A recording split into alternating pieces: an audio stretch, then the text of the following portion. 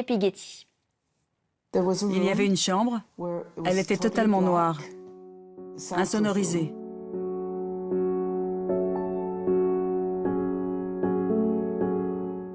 Elle était capitonnée, les fenêtres occultées, toutes sombres. Et on les mettait dans des tubes, les bras et les jambes coincés.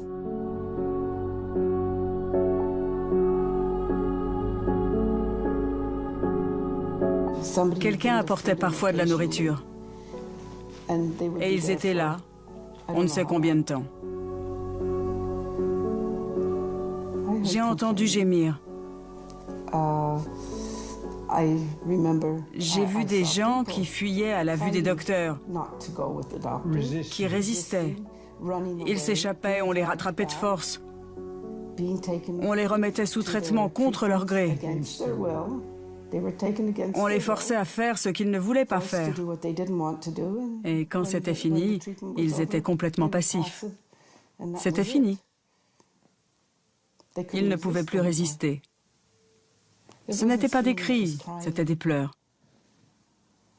Des pleurs. Ils ne voulaient pas y aller.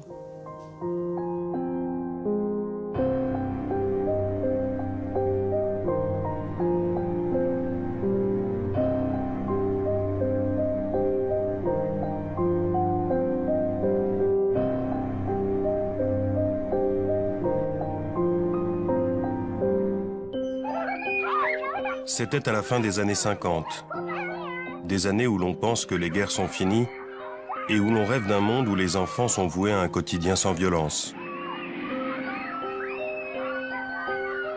Gina Blasbalg est alors adolescente.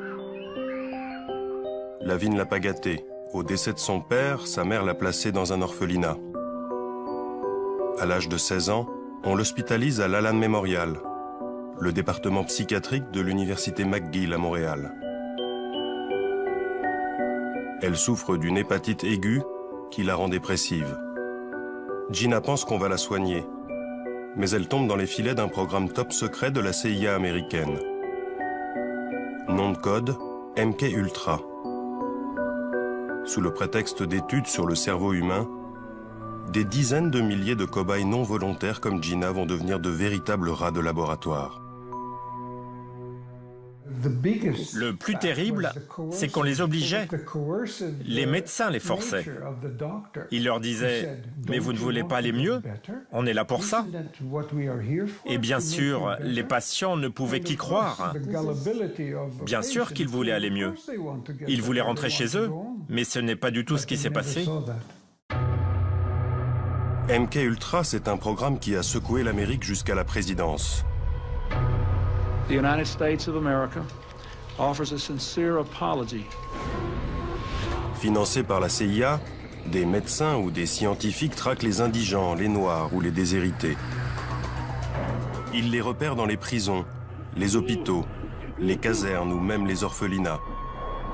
Et ils tentent, à leur insu, d'en faire des robots humains. But de la manœuvre, effacer la mémoire, trouver un moyen de faire avouer un ennemi. Fabriquer une machine humaine prête à tuer contre son gré. Gina Blasbalg sera l'un de ces rats de laboratoire. Le docteur m'a dit qu'il voulait effacer ma mémoire en me mettant dans un état de sommeil pendant 1 mois. Que je n'aurais plus du tout de mémoire ou de pensée et qu'il pourrait alors travailler sur mon cerveau car il n'en resterait plus rien. J'étais Comme un zombie. Elle était vide de tout.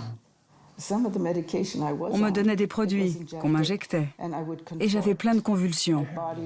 Mon corps ne m'appartenait plus, ma langue pendait, mes yeux roulaient. J'ai été témoin de tout ça.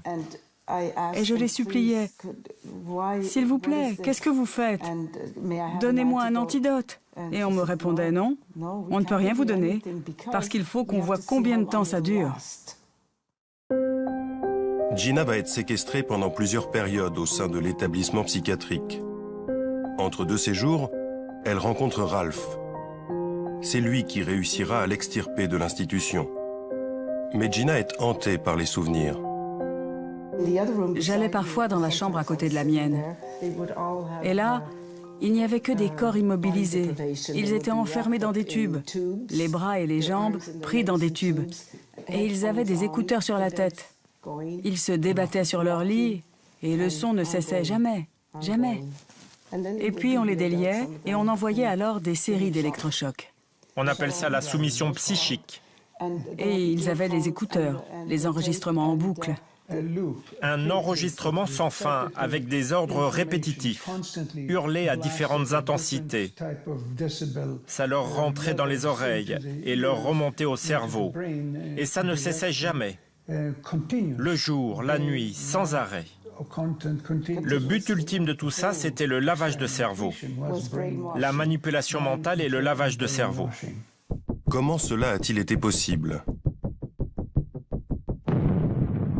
Fin de la Seconde Guerre mondiale. À la suite de l'offensive des troupes alliées et soviétiques, le Troisième Reich est en déroute. Le monde découvre alors avec stupeur l'ampleur des horreurs perpétrées dans les camps de concentration. Les nazis ont notamment mené des expériences sur des milliers de prisonniers.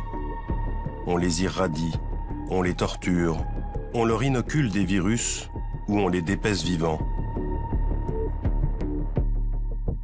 L'Amérique se veut alors le détenteur de la bonne conscience des peuples. Elle impose rapidement la tenue des fameux procès de Nuremberg, qui visent à juger les dignitaires allemands pour les crimes de guerre et crimes contre l'humanité. Lors du procès des médecins, fin 1946, 20 docteurs et 3 officiels nazis passent en jugement.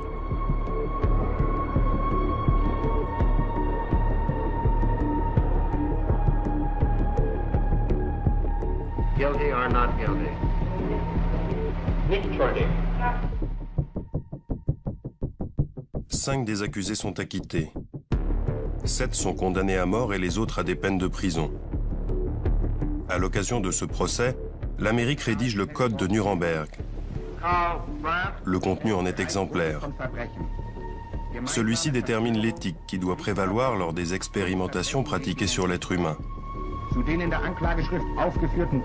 Mais en parallèle, les Américains convoitent les scientifiques et les médecins allemands et les exfiltrent vers les États-Unis.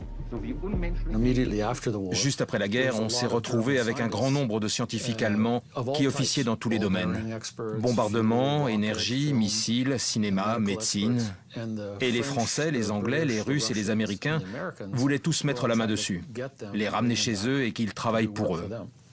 Le problème qu'avaient les Américains, c'est qu'un grand nombre de ces soldats étaient répertoriés comme criminels de guerre. Le département d'État ne voulait donc pas leur donner de visa et ils ne pouvaient pas aller en Amérique. Toute une série de programmes ont été alors mis sur pied. Dont le plus célèbre, c'est le projet Paperclip. Et les archives montrent bien que des centaines de scientifiques allemands ont été exfiltrés grâce à ces programmes et passés au travers des mailles du département d'État.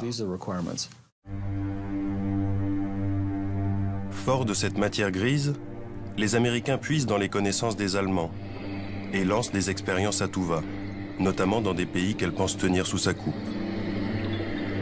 C'est ainsi que de 1946 à 1948 au Guatemala, elle inocule des virus comme la syphilis à des centaines de soldats, prostituées, détenus et même des gosses. Bilan 83 morts. Pour cet acte, l'Amérique sera condamnée. Sur le territoire américain, on s'en prend aux démunis, ceux qui n'oseront jamais se plaindre. En 1946 et pendant 7 ans, des dizaines d'enfants malades mentaux sont ainsi nourris de céréales radioactives dans une école du Massachusetts. C'est une effroyable contradiction, un immense paradoxe que de voir l'Amérique réaliser toutes ces expérimentations extrêmement dangereuses juste à l'après-guerre. Et ceci alors même que c'est nous qui avons traîné devant les tribunaux de Nuremberg les docteurs nazis en 1946 et en 1947. Nous, pas les Français, pas les Anglais, pas les Russes, mais nous, les Américains. On a traîné ces 23 docteurs et responsables administratifs en justice. On les a sermonnés, harangués. On leur a donné des leçons sur la façon de faire de la recherche médicale. Et au moment où se tenait le procès de ces médecins nazis, nos propres médecins, au Guatemala, injecter la syphilis à plein de gens dans ce pays. Au même moment, on injectait des patients dans nos hôpitaux avec du plutonium ou d'autres formes d'irradiation. Donc ce n'est pas déplacé de dire que tout ceci n'était qu'une farce, un grand jeu de propagande. Qu'importe, car la morale, les Américains la placent bien en dessous de l'intérêt de la nation. 3, 2, 1, fire!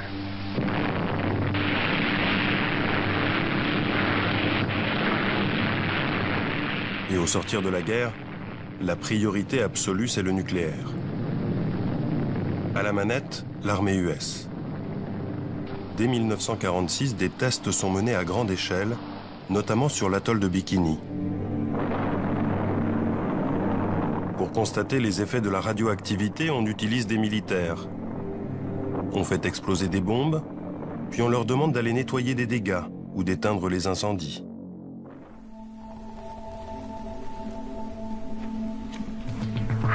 Lincoln Groves fut l'un des 250 000 à 500 000 soldats irradiés lors de ses essais nucléaires. Il avait alors 22 ans. Ça, c'est l'USS Newark. C'était le bateau sur lequel je me trouvais, l'ATR-40. Et ce qu'il y a de plus stupide dans tout ça, c'est qu'on était supposé nettoyer les effets des irradiations et on utilisait de l'eau qui avait elle-même été irradiée. C'est tout ce qu'on avait, cette eau irradiée.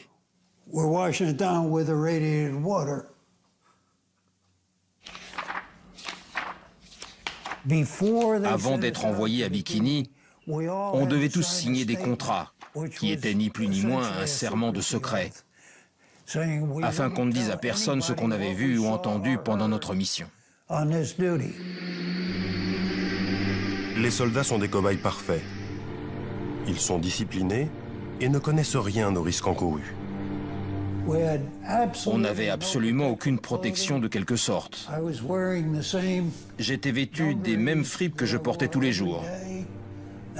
Et je portais toujours les mêmes le jour où j'ai quitté la marine. Le nucléaire, c'est invisible. Sans goût, sans odeur, sans bruit. C'est donc difficile de convaincre les gens qu'il y a un lien entre tout ça, et même qu'on a été irradié. Et en plus de tout ça, les cellules infectées ne s'arrêtent jamais et continuent leurs dégâts.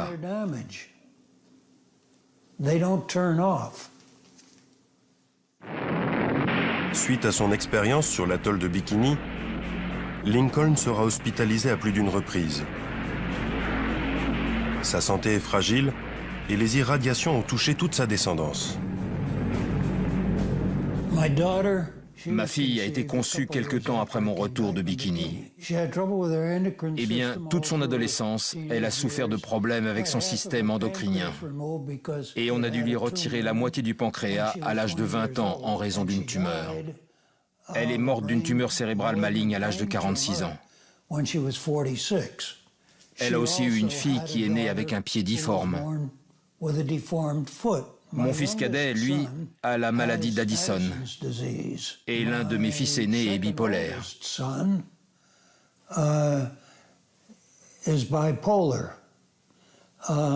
ne vous paraît pas beaucoup pour une seule famille ? De son côté, la CIA ne reste pas les bras croisés.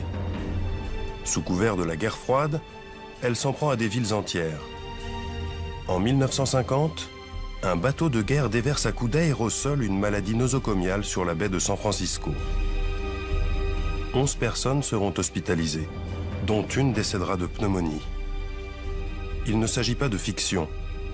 Toutes ces expériences ont été révélées par des documents aujourd'hui déclassifiés. La CIA veut aller plus loin encore. Ce qui l'intéresse, c'est la manipulation mentale. Elle veut lancer des études à grande échelle. Mais pour cela, il faut de l'argent.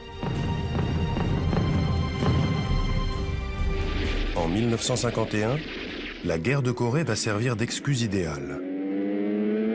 On accuse les Coréens et ses alliés chinois d'avoir réussi à retourner des prisonniers de guerre américains grâce à des techniques de lavage de cerveau éprouvées. Il faut donc rattraper le retard. La CIA obtient ses crédits et lance les projets Artichoke, Bluebird.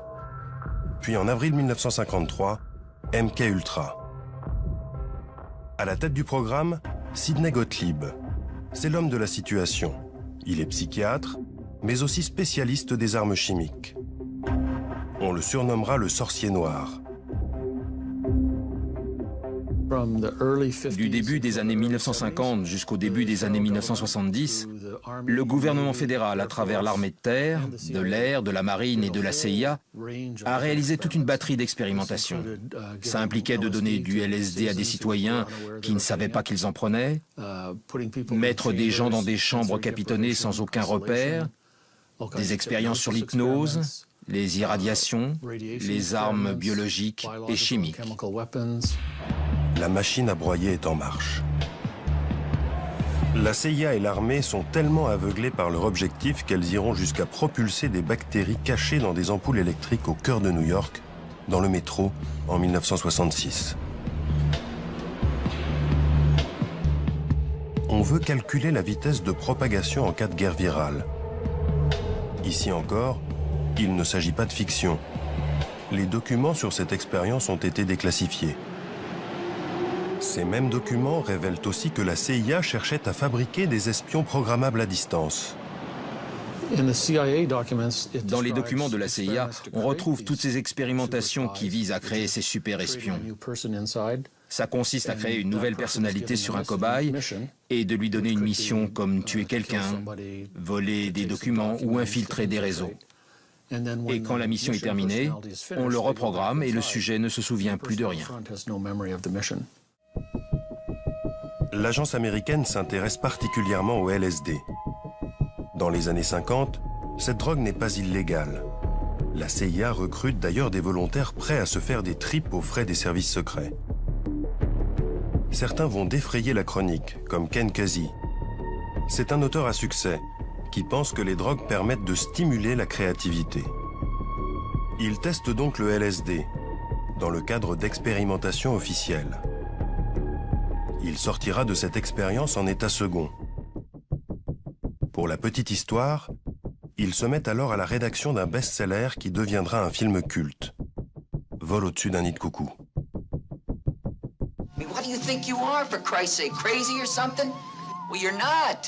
Grâce à l'appui involontaire des artistes et des hippies, les scientifiques américains n'ont pas trop de mal à faire accepter leurs expérimentations sur le LSD. D'ailleurs, la CIA estime que c'est tellement inoffensif qu'elle le teste sur ses propres agents, à leur insu. Le retour de bâton sera sévère. Certains en deviendront paranoïaques, comme l'un de leurs biochimistes, Frank Olson. Il en mourra en 1953, défenestré du 11e étage d'un hôtel new-yorkais. Même déconvenu en 1955 à San Francisco. La CIA y embauche George White, une grande gueule de la police antidrogue, afin qu'il monte 2 maisons de passe. Les prostituées versent discrètement des doses de LSD dans le verre des clients. Derrière une vitre sans teint, la CIA observe leurs réactions. Certains paniquent, deviennent fous. L'un d'entre eux commettra un braquage en état second et partira en prison. Si vous prenez ça de façon volontaire, que vous vous dites que ça va être agréable et que vous êtes entouré, ça se passe plutôt bien. Mais si vous êtes incarcéré dans une prison ou en interrogatoire et que vous commencez à halluciner sans savoir que vous êtes sous LSD, vous avez de grandes chances de faire un mauvais trip. Les bad trips, les scientifiques vont tenter de montrer qu'ils n'ont rien de dramatique. Lors de cette expérience, filmée en 1955, on demande à un artiste de boire une dose de LSD. 12 o'clock and we're ready to start this experiment. How did it taste? It had no taste. How did it look? Colorless. Now, would you tell me your name, please? William Millark. Puis il lui faut dessiner les traits d'un être humain, avant que les premiers effets ne se fassent ressentir. We have the advantage of an artist who is able to draw a sketch and On le soumet alors à une batterie de tests. Quelques heures plus tard, l'artiste doit dessiner à nouveau un portrait. mais il n'y parvient plus. Et peu à peu, sous l'œil du psychiatre, il tombe dans une forme de schizophrénie. Now you're getting emotional again. Now look at the picture now. Look at the picture. Look at it. And just concentrate on the eyebrows. That's where you were. Bill, suppose you take a look at these two pictures and compare them. The eyes, for example, are the same to me. Ces images de propagande donnent la sensation que chaque expérience est encadrée et sans trop de dommages. La réalité est moins présentable. Le LSD a été mis en avant parce que tout le monde connaît. Mais lors des commissions sénatoriales, dans les années 1970, le conseiller en chef de l'armée a rendu une liste de 125 produits qu'ils avaient testés dans le cadre de ces expérimentations sur le lavage de cerveau. Et il faut rajouter à cela ceux de la marine, de l'armée de l'air et de la CIA. Dans ses folles recherches, la CIA fait la course avec l'armée. Celle-ci aussi fait des expériences à grande échelle, notamment dans le camp d'Edgewood. Dans ces bâtiments, on y teste tout aussi bien des armes chimiques, avec notamment l'aide de scientifiques du Troisième Reich, mais aussi des drogues qui agissent sur le comportement. Ce département est tenu par un psychiatre militaire, James Ketchum. Il y expérimente plus d'une trentaine de produits toxiques. James Ketchum s'intéresse au LSD, mais surtout au benzylate ou BZ, une drogue beaucoup plus puissante que le LSD. Quel était le but de vos recherches? De tenter de trouver une drogue, le benzylate étant notre premier choix, qui pourrait être utilisé en temps de guerre afin de mettre hors d'état de nuire l'ennemi pendant un temps donné. Ça a d'ailleurs été réalisé et des petites bombes ont été créées à une époque. Elles étaient remplies de benzylate et pouvaient exploser sur un terrain de conflit. Ce n'était pas une arme de destruction massive. C'était destiné à être utilisé dans un lieu particulier qui pouvait être encerclé et contrôlé, mais qui ne pouvait être envahi sans risquer beaucoup de pertes de notre côté.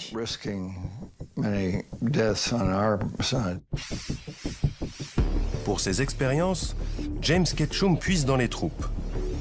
Pas moins de 7000 soldats serviront de cobayes pour les laboratoires d'Edgewood. James Ketchum dit qu'ils étaient tous volontaires. Mais plusieurs dizaines d'entre eux sont aujourd'hui encore en procès contre l'armée en raison d'effets secondaires qu'ils attribuent à ces drogues. Mis en examen, le psychiatre militaire s'étonne de ces accusations. Mais non, ce n'était pas de la torture. Ça ne pouvait pas l'être. On les gardait dans des salles capitonnées avec des infirmières et du personnel. Et nous, les docteurs, on vérifiait comment ils allaient et les effets qu'ils ressentaient. Les volontaires étaient très contents d'être là. D'ailleurs, on n'en prenait qu'un sur 3 ou 4 parmi tous ceux qui se présentaient. Et tout cela a duré 20 ans.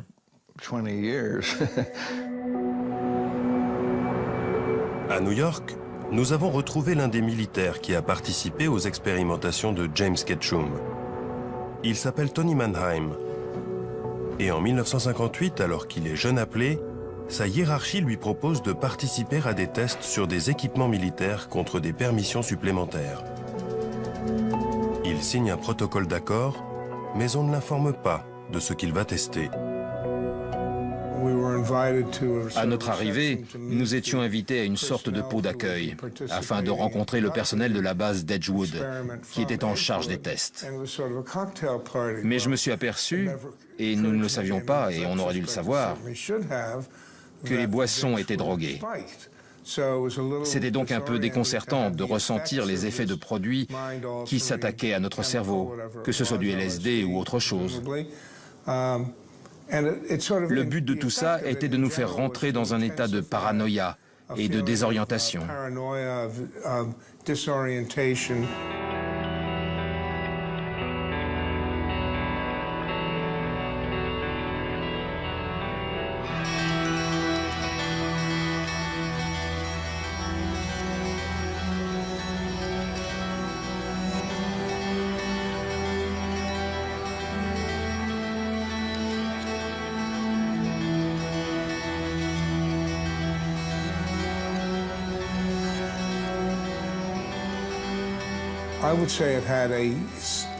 Je dirais que ça a eu des effets significatifs, durement ressentis et de façon négative pendant une durée considérable après l'arrêt de l'expérimentation. Pendant combien de temps? Des années. Je dirais des mois et des années plutôt que des jours et des semaines. James Ketchum affirme pour sa part que les tests étaient réalisés dans un cadre bien défini et que sa propre équipe n'a jamais contesté l'éthique de ces expériences.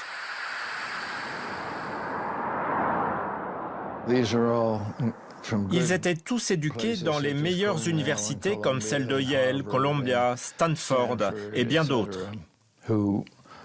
Ils préféraient faire de la recherche pendant leurs 2 ans de service. Ils se retrouvaient donc en poste à l'arsenal d'Edgewood et dans tout ce qu'on a pu faire, sauf une fois, ils étaient tous d'accord pour faire les mêmes expérimentations que celles que je faisais et que je leur demandais de faire. James Ketchum se protège en invoquant le soutien de ses pairs. C'est plus inquiétant que rassurant.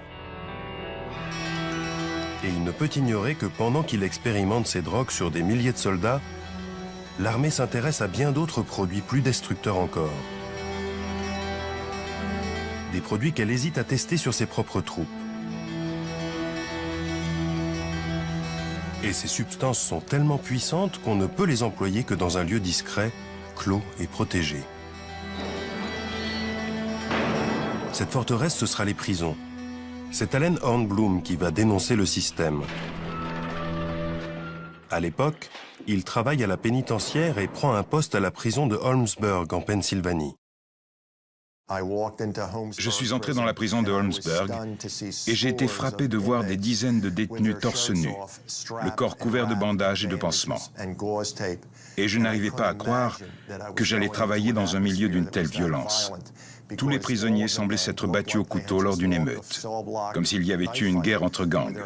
Et le lendemain, de retour au centre de détention, j'ai demandé aux autres gardiens ce qui s'était passé et si cette prison était vraiment dangereuse. Ils se sont moqués de moi et on m'a répondu « Monsieur Hornblum, ce n'est pas une guerre de gang, ce sont des tests de parfum pour le compte de l'Université de Pennsylvanie. »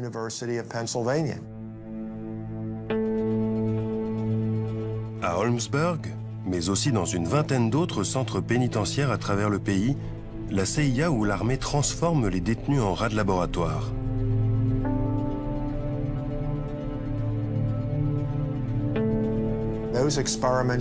Ces expérimentations allaient de produits sans danger, comme tester du chocolat pour voir s'il fait pousser des pustules, jusqu'à des produits extrêmement dangereux, fournis avec l'accord des médecins.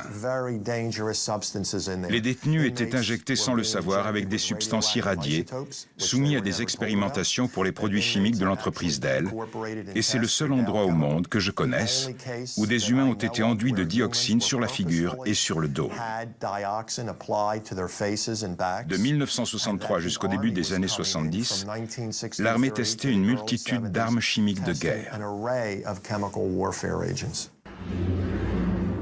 La prison d'Holmesburg, de 1951 à 1974, a été sans doute le plus grand laboratoire d'expérimentation humaine en Amérique. Les 1400 détenus de la prison sont des proies dociles. Ils sont pauvres, peu éduqués. Pour $1 par jour, ils sont prêts à n'importe quoi. C'est ce que sera payé Youssef pour participer à 3 séries d'expérimentation. Incarcéré en 1961 pour vente de marijuana, il pense tester des produits inoffensifs. Il y avait 2 sortes de tests pour produits minceurs. L'un consistait à boire une sorte de milkshake. Il fallait aller aux toilettes et prendre du lait tous les jours, avec des œufs, le tout avec 6 pilules. Et ça 3 fois par jour. Dès la première prise, j'ai senti que j'explosais sous l'effet de gaz qui remontait. Et quand je suis allé aux toilettes, mon rectum s'est retourné comme une poche. Comme s'il y avait un stock d'hémorroïdes empilé. Je suis donc allé voir le médecin et il m'a dit « Mon Dieu, c'est épouvantable ». Je lui ai demandé des médicaments ou autre chose et il m'a répondu « Non, c'est une opération qu'il vous faut ».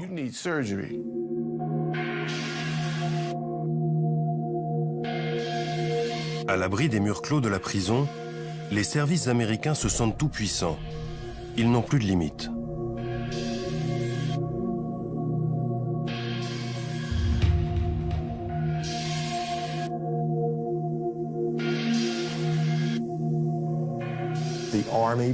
L'armée a amené 3 conteneurs en fer.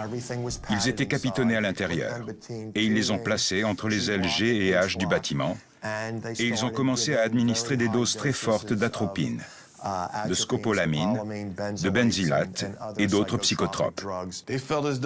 Des détenus pensaient qu'ils étaient suffisamment costauds pour aller dans les conteneurs et en ressortir sur leurs 2 pieds. Mais ils en sont sortis comme des bêtes sauvages. Ils étaient violents. Un type a pratiquement tordu une porte en tentant de fuir de l'un de ces conteneurs.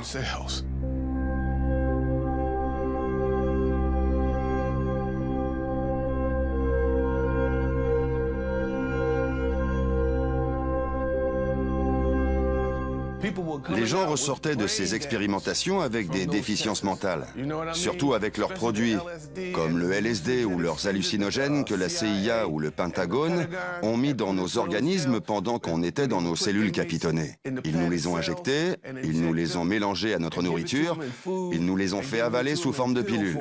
Et qu'est-ce qu'il nous reste? Des déficiences mentales, de la folie. Youssef ressort de la prison avec l'organisme dévasté. Les médecins l'ont classé comme partiellement invalide.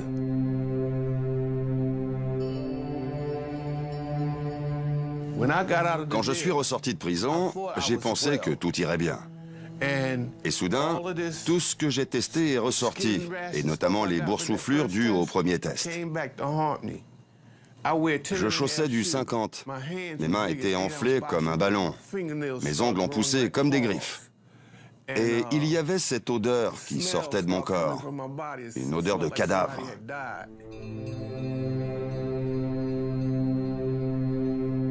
De cette époque à aujourd'hui, ma vie a été misérable.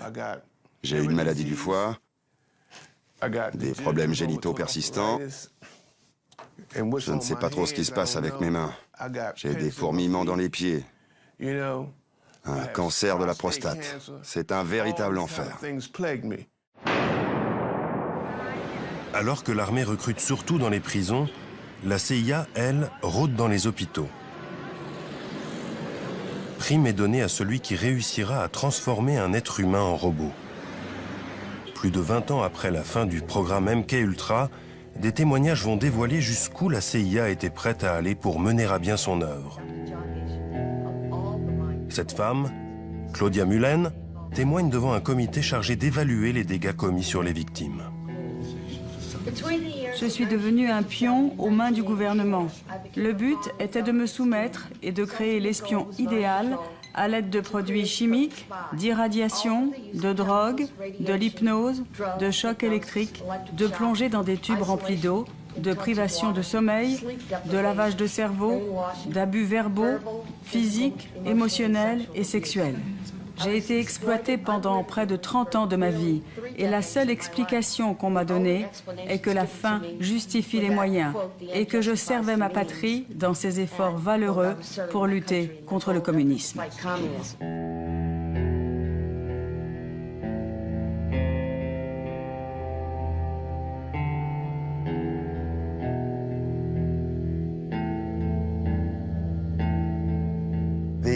Ces populations vulnérables étaient utilisées comme des rats de laboratoire.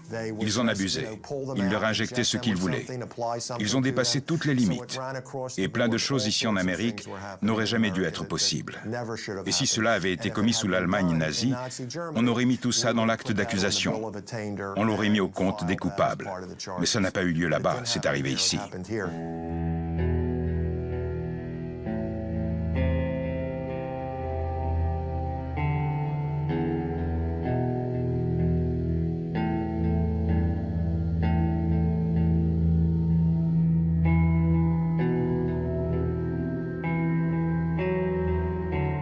Ce qui me paraît le plus révoltant, ce n'est même pas l'attitude de l'armée ou de la CIA, mais celle des psychiatres eux-mêmes. Parce que les psychiatres, les scientifiques et les chirurgiens participaient à tout ça. Et la CIA n'aurait pas pu faire ça sans leur participation. Et la raison pour laquelle tout ceci est resté dans l'ombre, c'est que les instances les plus hautes de la psychiatrie étaient au courant et ont tout fait pour que ça ne se sache pas. Il ne s'agissait pas de quelques psychiatres ici ou là, mais des têtes pensantes de la psychiatrie. Et dans cette course à l'horreur, un homme sort du lot, Ewen Cameron. C'est un psychiatre écossais de haut vol qui sera président de la vénérable Association mondiale de psychiatrie. Il a d'ailleurs réalisé l'expertise de certains des médecins allemands jugés lors du procès de Nuremberg. Ewen Cameron est recruté par la CIA en 1957. Il se sent alors investi d'une forme de pouvoir absolu. Tous les patients avaient peur de lui. On ne voulait pas avoir affaire à lui. C'était un type bizarre. Il représentait la souffrance.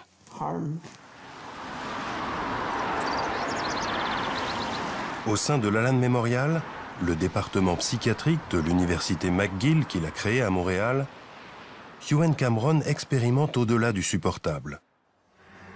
Ces cobayes sont enfermés dans des chambres noires capitonnées. La réputation du prestigieux psychiatre sert d'appât pour recruter ses futures victimes. Il y avait une petite fille de 13 ans qui paraissait normale. Et la seule raison pour laquelle elle était là, c'était parce qu'elle se sentait nerveuse à l'idée de passer un examen. Les médecins ont estimé qu'elle devait voir le docteur Cameron afin qu'il l'aide. Ils l'ont hospitalisée et c'est la dernière fois que je l'ai vue. Il y avait un garçon aussi. Il ne disait plus rien. Il restait toute la journée contre le mur et regardait ses pieds. D'autres se plaignaient de maux de tête effroyables et continuels. Ils ne savaient plus qui ils étaient, où ils étaient et ce qu'ils faisaient ici. Les cobayes sont placés dans des comas artificiels qui durent jusqu'à plusieurs semaines et soumis à des doses massives d'électrochocs, tandis qu'un enregistrement diffuse en boucle des injonctions. Drogue, hypnose, privation de sommeil, tout est tenté. Certains en perdent l'usage de la parole, deviennent incontinents et ne reconnaissent plus leurs propres parents. Vous pensez que des gens en sont morts? Oh oui.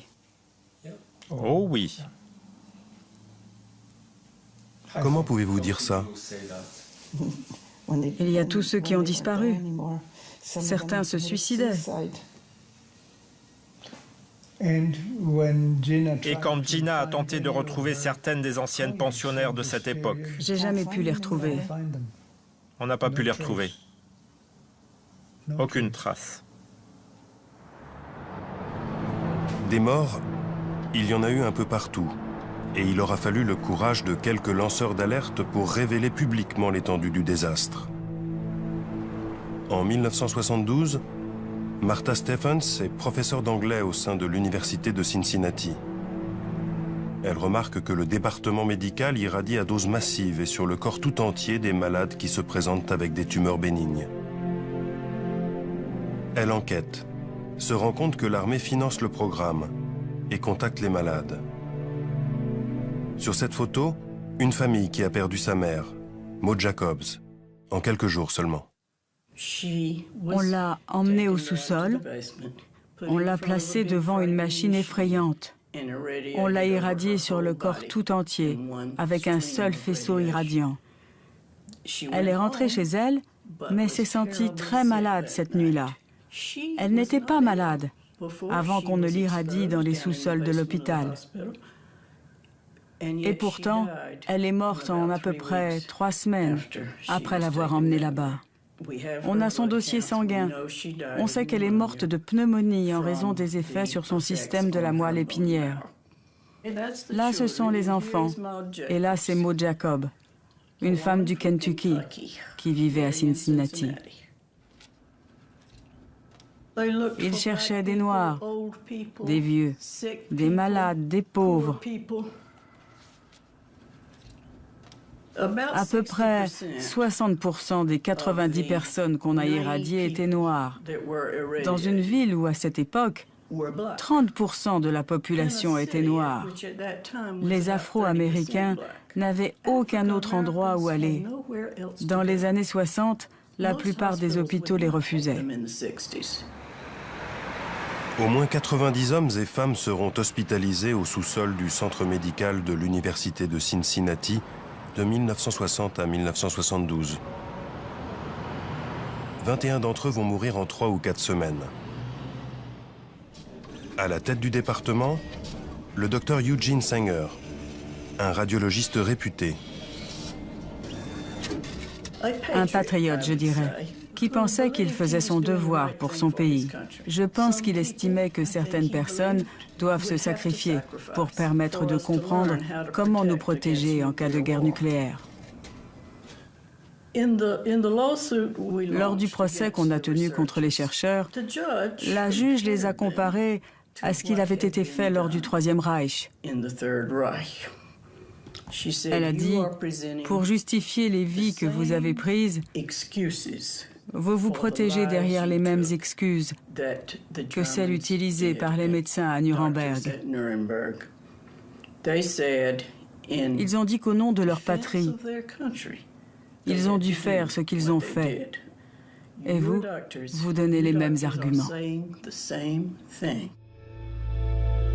Eugene Sanger est décédé, mais son bras droit, le professeur Silberstein, est toujours en activité. Il refuse toute interview, mais voici ce qu'il répond par mail quand on lui demande de réagir sur les expérimentations.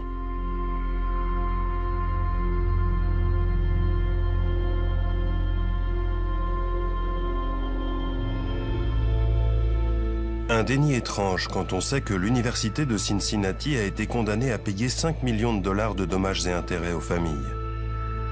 Il ne faut pas croire que la CIA s'est arrêtée là. Les dossiers secrets vont révéler des expériences impensables. Il y a des gens qui croient à tout ça et d'autres qui n'y croient pas. Et il y a un débat entre ces deux camps. Moi, ce qui m'intéresse, c'est ce que disent les documents. Et les documents disent précisément, tout comme les recherches publiées dans les revues ou les livres, qu'on a implanté des électrodes dans le cerveau des gens. On a activé à distance ces électrodes à l'aide d'un transmetteur dans le but de changer le comportement de la personne. On les a rendus violents à casser des murs ou apathiques, sans réaction, alors qu'ils avaient l'air normaux et jouaient de la guitare juste avant. Il y a des photos dans des livres ou des revues. On voit des chats, des singes, mais aussi des humains, chez qui on a placé des électrodes dans le cerveau et dont on prend le contrôle à distance. C'est donc un fait scientifique reconnu. Colin Ross fait référence aux tentatives de créer un être humain programmable à distance. La CIA s'intéresse notamment au travail d'un scientifique espagnol, le docteur Delgado, qui tente ses premières expériences sur un taureau. L'animal est tout d'abord relâché dans l'arène, il charge la cape qu'on agite devant lui, puis on implante un émetteur dans le cerveau du taureau. Désormais, à chaque charge, une impulsion électrique l'arrête dans son élan. Des documents déclassifiés montrent que des systèmes plus sophistiqués ont été utilisés dans le cerveau d'êtres humains, comme cette fillette. Tout d'abord souriante, elle va verser dans des crises de violence une fois l'émetteur activé.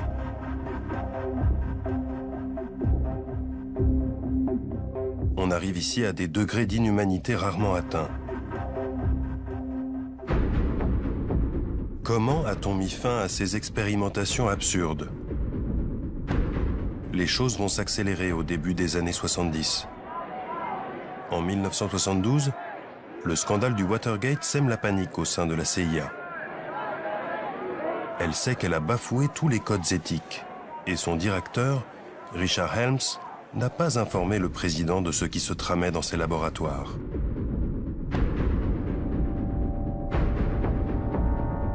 En 1973, Richard Helms ordonne la destruction de tous les documents relatifs au programme MK Ultra et l'arrêt des expérimentations. Il démissionne aussitôt. En 1974, le président Gerald Ford prête serment. Il veut savoir ce qui se passe dans ses services, et notamment à la CIA. En 1975, il met en place une première commission d'enquête. Son travail est compliqué car les responsables de l'agence, comme le docteur Lashbrook, appelé à témoigner, mentent, bottent en touche ou minorent. There was, of course, claims or thoughts that maybe great things could be done with hypnosis. One small project in which we had a hypnotist do some experiments, primarily to see what the limitations of hypnosis might be. Can you make a person do something under hypnosis that he would not ordinarily do? Comme souvent, c'est de l'intérieur que la forteresse va se fissurer. On le doit à un archiviste de la CIA qui découvrira plusieurs cartons oubliés par sa direction et les remettra à la commission d'enquête.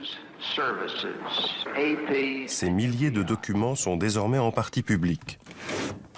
Colin Ross a récupéré l'intégralité des 20 000 pages. Là, c'est le projet 14 du projet MK Ultra. C'est comme ça que ces documents se présentent. Il y a beaucoup de pages où il n'y a pas grand-chose. La majorité, ce sont des informations financières. Là, c'est signé Sidney Gottlieb, le responsable du programme. Beaucoup de choses ont été effacées. Ces documents sont une goutte d'eau par rapport à l'ampleur des expérimentations. Mais ils révèlent que l'agence américaine avait lancé au moins 149 programmes impliquant 80 institutions dans les plus grandes universités du pays. À la révélation de ces documents, des enquêtes sénatoriales vont suivre. On découvre alors l'ampleur des tentacules de la CIA, infiltrés dans tous les rouages du pouvoir. Any people being paid by the CIA who are contributing to a major circulation American journal? We do have people who submit pieces to two American journals. Do you have any people paid by the CIA who are working for television networks? This, I think, gets into the kind of getting into the details, Mr. Chairman, that I'd like to get into in executive session. Richard Helms, l'homme qui a toujours préféré l'ombre à la lumière, doit alors se justifier publiquement. Celui qui a tiré les manettes des programmes les plus répugnants de l'agence affiche un détachement écœurant. If one has in one's possession or under one's control bacteriological or chemical weapons, they can be used both defensively and offensively. And by use offensively, we mean to include killing people, is that right? Well, they have the capacity to kill people if they were used in that way. Unrestrained, illegal, secret intimidation and harassment of the essential. Richard Helms est malmené, mais ne sera soumis à aucune poursuite judiciaire. Il justifie ses actes au nom de l'intérêt national. Une attitude que l'on retrouve chez James Ketchum, le psychiatre militaire. Des centaines d'anciens soldats traumatisés par ces expériences le poursuivent en justice, mais il sait qu'il ne risque rien. Aux États-Unis, l'individu est protégé lorsqu'il agit au nom de l'État. J'étais très content avec ce qu'on a fait. J'en suis plutôt fier. On a eu des résultats à cette époque. Je pense que ça valait le coup d'essayer. Mais je pense que l'armée a décidé subitement de faire marche arrière et de mettre au rebut des choses qui pouvaient être critiquées un peu partout dans le monde. Ils ont joué la sécurité. Ce déni de responsabilité de la part de James Ketchum ou de celle de bien d'autres scientifiques n'a pas fait baisser le militantisme des victimes. Le 3 octobre 1995, le président Clinton, de guerre lasse, fait des excuses publiques. 23 ans ont passé depuis l'arrêt du programme MK-Ultra et près de 40 ans depuis celui des essais nucléaires. Thousands of government-sponsored experiments did take place at hospitals, universities, and military bases around our nation. In too many cases, informed consent was withheld. Americans were kept in the dark about the effects of what was being done to them. The deception extended beyond the test subjects themselves to encompass their families and the American people as a whole. For these experiments were kept secret, and they were shrouded not for a compelling reason of national security, but for the simple fear of embarrassment. And that was wrong. So today, on behalf of another generation of American leaders and another generation of American citizens, the United States of America offers a sincere apology to those of our citizens who were subjected to these experiments, to their families, and to their communities. Thank you very much. Arrêté en 1973, le programme MK-Ultra a été un échec, révèlent plusieurs rapports d'enquête. Mais la CIA pense sans doute autrement, car elle va s'inspirer du travail d'Ewen Cameron pour la rédaction de ce manuel d'interrogatoire. Il va être en service pendant des années, et les images qu'on y voit ne laissent aucun doute sur le fait que la CIA l'ait utilisé comme livre de chevet à Guantanamo ou Abu Ghraib.